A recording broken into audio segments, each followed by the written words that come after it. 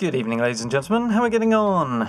Happy Reclamation Day. So, Fallout 76 has been with us for a whole year already, and that's kind of flown by in a lot of ways, which is, alarming to say the least. And it's been a somewhat turbulent year, I think it'd be fair to say. The game's had its ups and downs, and particularly downs if you have a look online, but there's been a lot of good in there as well that's got buried under all the bad news, and I wanted to take a look today back on some of that stuff.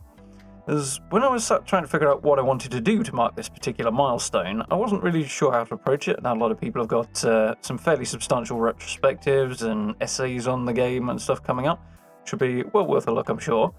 But as to exactly what I wanted to do, I wasn't sure. I was thinking about the way the gameplay has developed over the last year, and it's very, very easy to see, or to think at least, rather, that it hasn't changed that much. In a lot of ways, it is still basically the same game it was at launch. Which is not necessarily a bad thing, not necessarily a good thing either, but whilst I was thinking about that, I went back and had a little look back at the updates that Bethesda have released over the course of the last year, and there's quite a few gems that I'd kind of forgotten about in there. There's bits and pieces that I very much enjoyed at the time, and continue to enjoy in some cases, and some fond memories that came back as well. So I thought for today we'd have a look at some of my personal favourite points of the updates, and go back over some of the things that have changed over the last year. I think part of the reason some of those changes are a little hard to remember, perhaps, is down to the way that the content's been released. It's been a little at a time, kind of drip-fed, I suppose, in a way, which has helped expand it out across the year, but it also means it kind of fades from memory a little bit more, which is a little unfortunate, particularly in some of the areas that we're going to have a look at here. So, before we jump into all of that, though, Bethesda have put a new, albeit short, blog post out today, remarking on Reclamation Day. So, unfortunately, not quite the big event we might have hoped for this. I think, personally, part of this is down to, at least in my theory anyway, the delay of Wastelanders. I maintain my hunch, shall we say, that the initial plan was to launch Wastelanders today. It's Thursday, it's just before the weekend, it's the anniversary of the game's launch, the whole thing's geared towards year 2, or it was anyway. So today would make sense as the initial, or originally planned launch date. But obviously that's not happening now until next year, so my guess is that's why things, particularly in the last month or so, have seemed a little quiet, shall we say. So what have we got? Inside the vault, celebrate Reclamation Day with double XP. Always nice to see. It's been a while since they've done double XP weekend, so I'm sure that'll be welcome for a lot of people. It's been a year since you emerged from Vault 76 to begin your adventures throughout Appalachia. To celebrate Reclamation Day, we're throwing a double XP weekend bash. We'd love for you to join us in creating Fallout 76's first birthday with a new double XP event which starts today for Adventure and Nuclear Winter modes. Here are the details you need to know. So the event starts at 11 AM Eastern Time on Thursday the 14th, so that would be 4 o'clock this afternoon, something like that in the UK. Either way before this video comes out. So double XP event in both Nuclear Winter and Adventure mode is live already. And it will end at midday Eastern Time on Monday, which will be 4 or 5 in the afternoon over here in the UK. And as I said again, it covers both Adventure and Nuclear Winter modes. So, if you want to hunt down a few legendary Scorch Beasts, fire off a nuke and go on a looting spree, or even start a brand new character, have a blast soaking up the extra XP. And another little update pertaining to Nuclear Winter specifically here. Halloween costumes. Apparently there's some disappointment around that event ending. There's always a disappointment when events end, but a few people wanted extra time to try and get their hands on those rewards. I'm guessing they were not that easy to get. There's going to be a short delay over the next couple of weeks before they bring those back, but Bethesda are going to be bringing back the Halloween rewards. Specifically, that'll be during December. For some weird reason, apparently that was scheduled as a GMT change rather than EST. Fair enough. I think a few people probably missed that rather than it being that big a deal, but there we go. They're going to re-enable them, including all of the rewards in mid-December. That's just the Nuclear Winter stuff. So if you're still looking to get that skeleton outfit, jump back in December, you'll be able to pick it up. Any earned progress so far during the event in October, the existing event, will transfer over to its second phase, I suppose, in December, so you won't lose your progress. You can just pick up where you left off in terms of picking up those specific rewards, which is very, very nice as well. And as a little hint, they've also said that in December there will be, presumably, some Christmas-themed rewards coming from Nuclear Winter as well. It's coming sort of a couple of weeks after this. What have we got? So mid-December is the return of the Halloween stuff, and then just after that will be the next set of rewards that times well with Christmas, so that's something to look forward to as well, which is very, very cool. So, having a little look back over the last year or so, there have been quite a lot of updates, really. Quite a lot of small content beats, really, that have been added. Nothing massive, which is a little unfortunate. That big, massive change will be coming next year. Something to look forward to. Hopefully, the delay is indicative of Wastelanders being even bigger than expected and being a lot more extensive, being hopefully really quite revolutionary for the game. Fingers crossed. I'm certainly looking forward to getting stuck into that. One of the drawbacks to having played it so regularly for a year, ready for a bit of a refresh on that front, as I've mentioned before. But yeah, definitely something to look forward to for 2020. Got reasonably high hopes. Given some of the drawbacks over the last year, try not to push those hopes too high, but on the other hand, it's pretty much a big deal, so looking forward to seeing what they're going to do with Wastelanders. It should be fun. The hints they've dropped so far look really, really cool, so I'm looking forward to it. But stuff over the past year, as I said, it's easy to kind of look at the game and forget how much has been added because it's been sort of drawn out over the course of the year and a little bit at a time. But there have been some particularly cool bits and pieces. I'm not going to go over everything, but some of the things that stood out in particular to me. So, in March, they released the initial wave of updates, which was Wild Appalachia, and that seems like forever ago now. There were some very, very cool things in there, and a lot of people very much enjoyed the Fasnacht Parade seasonal event that ran for a week back in March. Unfortunately, I missed out on that one because I was having some renovation work done in here, but I did see some footage of it, and it looked a great deal of fun. I know there were some issues surrounding drop rates, but beyond that, it got a lot of engagement, a lot of people had a lot of fun, and I was quite sad to miss out on that. Even now I'm seeing the Fasnacht streamers around people's camps, and it leaves me saddened that I hadn't managed to pick those up. Picked up a couple of bits through player vending, but they tend to be very expensive for obvious reasons, so it is what it is. One thing I did get into that was great fun and I had some really interesting times with were the Sheer Terror updates towards the end of Wild Appalachia. The whole cryptid questline and the sheepsquatch thing was something I think Bethesda did really well on. Working through that, is the sheepsquatch real, is it not real questline, and then finding the imposter sheepsquatch at the end, which is still one of the tougher events in the game, which is quite cool. Only to find out a couple of weeks later that they'd slipped the real sheepsquatch into the game without really telling us and allowed us to sort of discover it on our own was a really, really fun thing. I had a lot of fun with that. Thought Bethesda pulled that off really, really nicely. And the sheepsquatch is, even now, kind of one of the most terrifying things in the game. It's horrible. That thing is gross. And reasonably tough as well, especially if it catches you off guard.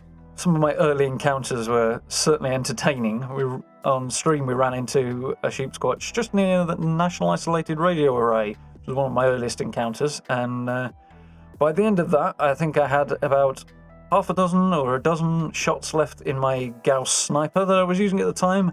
All my other guns and all my grenades had completely run out and I was in real trouble. But that was a lot of running around in circles trying to avoid getting clobbered by the thing and praying I could take it down before I ran out of ammo. Because my one melee weapon that I had at the time was Super Sledge, or Rise I believe I was using, and that also broke during the course of the battle, so did not go well that particular fight, but it was a good laugh. I had a good time with that one.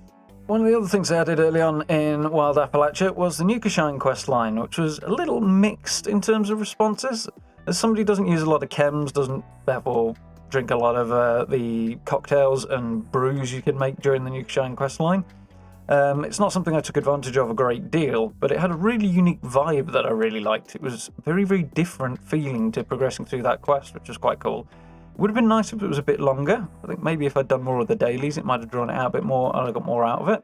But it was an interesting concept and a bit of something that was different. So that was kind of cool to see and fun to look back on, I think, as well.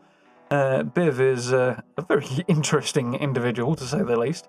And the Nukashine bar, I'd like to see some more events focused on that in future. That would be cool. A particular location is quite interesting, although how many people you can pack into that bar is possibly something that might hold them off from doing seasonal events around there, but who knows, it would be good to see something like that. One of the biggest updates that came towards the end of Wild Appalachia was, and probably the biggest update in terms of gameplay changes, or experience change to the game, was the addition of player vending. It was definitely one of the most popular changes, very, very much requested community change, and personally I noticed two particularly big things that I really, really enjoy about it.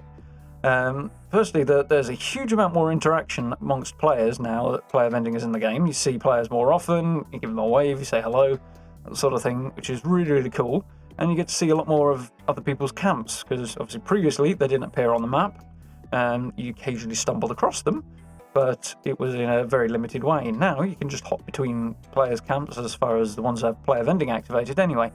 And you see some really, really cool designs. For those who've been following my Through the Keyhole series, we've got a look at various camps we've found in-game. I'll also be doing a new one of those very soon with some of your guys' submissions, so looking forward to that.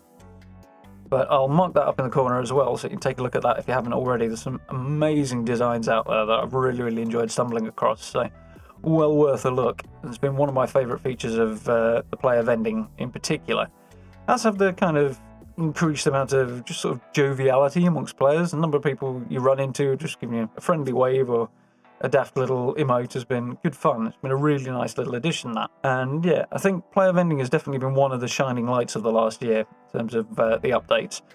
Not a massive game-changing sort of gameplay style thing, but in terms of the atmosphere and the tone of things, I think it's been really quite profound, and that's really, really cool. And also quite easy to overlook as well, I think. So, one of the biggest and most unexpected changes that came to 76 in the past year came in over the summer, just after E3, and that would be Nuclear Winter. I don't think many of us really expected Bethesda to put a Battle Royale in Fallout, but they did, and it's quite fun, which was really cool to see. I didn't really think they were going to pull it off. PvP in the main game is not great, to say the least, but Nuclear Winter does kind of work. It's very light-hearted, very tongue-in-cheek. If you take it too seriously, you probably won't enjoy it. But there's a fun, different way to play, something that's a bit of a distraction and a different tone. It's really quite cool. I like it a lot. Again, not something I do a vast amount, but it is good fun. I've had some fun times with it. The addition of the Morgantown map with it later on in September was really, really fun as well. I think I prefer that map, personally, to the initial map they had in around the Flatwoods region. But yeah, moving through both towns and having the more countryside elements and having the airport and Grafton Dam and other cool locations like that, is very, very fun. And of course, with a little help from a couple of the regulars on stream, you guys know who you are, we got our first win in, very appropriately, utterly daft style, which was fun. Probably have more wins if I played more often, but you know, I've enjoyed it, so that's cool. Definitely an unexpected little addition and good fun one. You've got some cool little rewards in there as well. You get some interesting skins and gear and stuff out of it. Doesn't change your game massively as far as adventure mode goes, but fun to look at. Some nice stuff to have. There's some cool camp decorations available as well, which is always nice. Show off your prestige in Nuclear Winter. So I do quite like that particular addition. Speaking of our little win, if you do want us to relive that daft moment, the video is more of a review of the map when it first came out, but it does have the game in there, and it's a good laugh, so if you haven't checked it out already, I'll throw that up on a card as well, so have a look, it's good fun. The two more additions that came along this summer were Project Paradise and the Vault Raids, and I'm going to kind of put those two together because they both have a similar feeling in a sense. Both very high-level content, they're tough things to do, and unfortunately didn't quite meet expectations, which is a little sad. They're really, really cool environments. Project Paradise down beneath Arctos Pharma is a really, really fun area, really, really interesting location to have a look around. Really, really nicely done, rich with plants, detail, it's really, really cool. Unfortunately for that one, you need a lot of players to really engage with the event. The new changes to the event system, which are very cool themselves by the way, really make that more viable, and I've seen it popping up more often recently, which is good, but as you need more than just a group of 4 really to have a good crack at the event. It perhaps would have been better if the event changes had been a bit closer to the launch of Project Paradise. So a bit of a pity that didn't do a little bit better, but a very interesting area to explore and a fun different tone to an event. And you get some pretty cool legendaries out of it as well, which is always good. As I mentioned, the Vault Raids as well, again, something that has a very, very cool environment to explore, and I really like that. Diving into the vaults and trying out some very, very customized, very, very specific events was quite interesting. Unfortunately, the cost to reward ratio remains a bit of a problem. They've been working on it, giving you back a lot more of the healing items that you will inevitably use during the event. But for now, the rewards you get are, well, they're predicated on running it over and over, which is kind of limits how much you get. But the value of those rewards when you get to them compared to the vast amount of items you're going to use to get that far is still a little off balance. Hopefully that will continue to improve over time. Obviously, Bethesda are planning more vault raids in the future with different tones, different vaults. It'll be interesting to see what they've got there. But yeah, I really enjoyed exploring the vaults. They were certainly high-pressure things to do, which was cool. I mean, originally we went in with a team of 2 rather than a team of 4, so that might have something to do with it. But I enjoyed exploring them and trying out these new areas. So they're very, very creatively designed areas, so that's cool. But a little unfortunate that the rewards don't quite live up to the costs. So that's kind of been a running theme throughout year 1, I think, for 76. And then, of course, we've got Wastelanders, which was supposed to be coming out around about now, but has sadly been delayed till next year. And as I think most of us feel, is going to be a huge overhaul to the game. And something I think a lot of us are looking forward to, return of NPCs will be most welcome, and it'll really, really change the vibe of the game, adding new factions in, new settlement-type locations, which should be really cool, and new places to explore. And overhauling existing locations to give them a new vibe will make the rediscovery of them quite interesting, I think. And on down the line, I should imagine if, fingers crossed, it brings a few players back, which hopefully it will, then the change will be quite interesting to see between year 1 and year 2 and possibly on to year 3 as well. So something to very much look forward to, I think, in the hopefully early part of next year. But big question I wanted to ask, what stood out to you guys from the last year? What things did you particularly enjoy? What cool memories have you got that relate to the updates in particular that we've had over the past year?